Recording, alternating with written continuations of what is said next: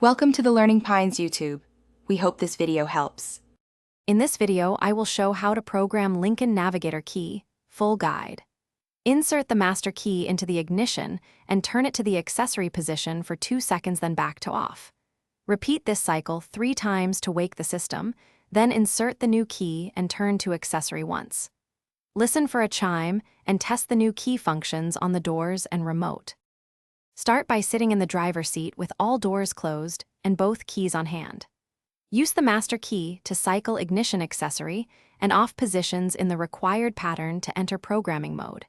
When the system signals readiness, press the new fob buttons in sequence to register it.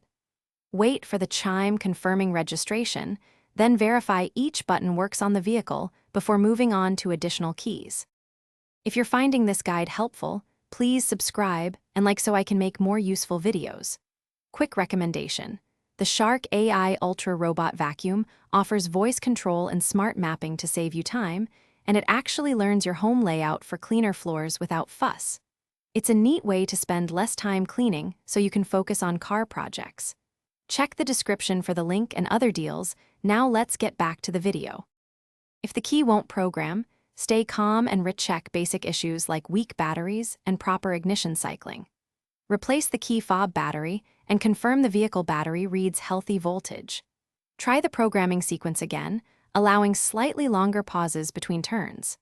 If the vehicle still refuses the key, the onboard module may need reflash or diagnostic tools, so seek a professional with dealer-level equipment for reliable service and security. Thanks for watching. Consider subscribing if we helped you.